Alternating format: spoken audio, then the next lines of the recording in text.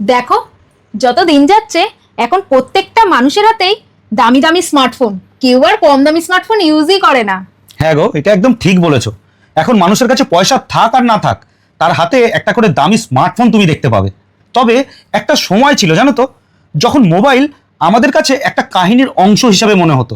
তখন আমরা ভাবতাম যে মোবাইল ফোন সেটা তো বড়লোক মানুষরা ব্যবহার করে। সেই সময় ছিল 2003 আর 2007 সালের মধ্যবর্তী সময়ের অংশ। যখন কারোর কাছে মোবাইল থাকতো তখন তাকে পাড়ার মধ্যে ভীষণ বড়লোক মনে করা হতো। আর যার হাতে নোকিয়া 1100 মডেলের ফোন ছিল সে তো নিজেকে ভিআইপি মানুষ মনে করতো। ফোনের ইনকামিং কল তখন কিন্তু ফ্রি থাকতো না, বরং ইনকামিং কল নিতে গেলে মানুষকে পয়সা দিতে হতো। আর যদি কোনো মানুষ ফোনে প্রথমবার কথা বলতো তার কাছে সেই মুহূর্তটা স্মরণীয় হয়ে থাকতো। তখন অনেক জায়গাতেই এসটিডি, পিসিও আর লোকাল কলের বুথ দেখা যেত। আর ফোন করার সময় বুকটা ধরফর করতো, মনে হতো যেন এখনই ফোনটা কেটে যাবে। তখন এসএমএস করার একটা আলাদাই ব্যাপার ছিল। 50 পয়সা করে একটা এসএমএস পাঠাতে লাগতো, আর তাতেও 160টা অক্ষরই থাকতো মাত্র। হ্যালোকে HLO, হাওয়ার ইউকে HRU লিখে বাকি স্পেস বাঁচানো হতো। তখন বন্ধুকে মিসড কল দেওয়া যেন ভালোবাসা বোঝাতে, বন্ধুত্ব বোঝাতে আর একটা ছোট্ট হ্যালো বলার সস্তা মাধ্যম ছিল। কাউকে কিছু মনে করাতে বা বন্ধুকে দেখা করার জন্য একটা মিসড কলই যথেষ্ট ছিল। আর তারপরে এলো সেই রিংটোনের যুগ, যখন মানুষ পলিফোনিক রিংটোন কিনতো 100 টাকা দিয়ে। যখনই কেউ ফোন করতো তখনই সবাই দেখতো যে কি গান এবার বাজবে ফোনে। হয়তো আজকালকার দিনে সবাই স্মার্টফোনে নেট চালায়, কিন্তু সেই সমস্ত দিন একেবারে অন্যরকম ছিল। তখন হয়তো ফোনের ব্যালেন্স 2 টাকার থেকেও কম থাকতো, কিন্তু মনে খুশি অনেক বেশি থাকতো। ওফ, কি দিন ছিল সেগুলো গো।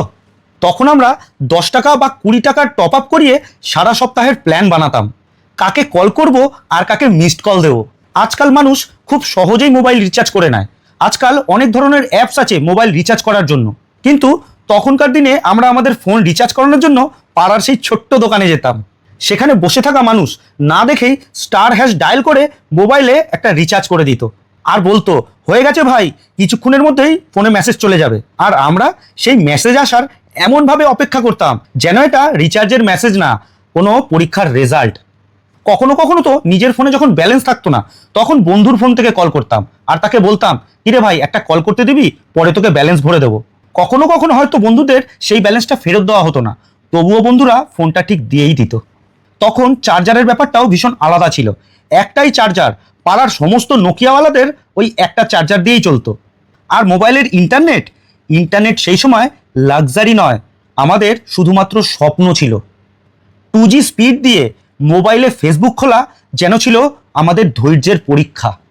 জিপিআরএস অন করে যখনই মোবাইলে ওপেরা মিনি ব্রাউজার খুলতাম তখনই নোকিয়া ফোনের ছোট্ট স্ক্রিনটার উপরে লেখাটা দেখা যেত, আর আমরা ভীষণ খুশি হয়ে যেতাম যে এবারে নেটটা চলবে। 10 টাকা দামের জিপিআরএস কুপন আর সারাদিন ধরে নেট চালানো।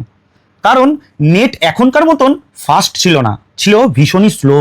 তখন 9 টাকায় মাত্র 35 MB নেট পাওয়া যেত, আর সেইটাও শেষ করতে আমাদের সারা দিন সময় লেগে যেত। আজকাল জিবিতে ডেটা পাওয়া যায়, আনলিমিটেড কল, আনলিমিটেড হোয়াটসঅ্যাপ, কিন্তু তাও এই মজা সেই মজার কাছে কিছুই নয়। কারণ এখন সুবিধা বেড়ে গেছে, তাই উপলব্ধি কমে গেছে। আসলে সেই সব দিন মোবাইলের জন্য ছিল না, ছিল সম্পর্কের, আত্মীয়তার, বন্ধুত্বের। আর আপনাদের যদি আমার এই পুরোনো দিনের মোবাইলের কাহিনীটা পছন্দ হয়ে থাকে তাহলে কমেন্টে অবশ্যই জানাবেন। আর অবশ্যই জানাবেন যে আপনার জীবনের প্রথম মোবাইল ফোন কোনটা ছিল আর সেটা আপনি কবে নিয়েছিলেন। কারণ পুরোনো দিন আর কখনো ফিরে আসে না।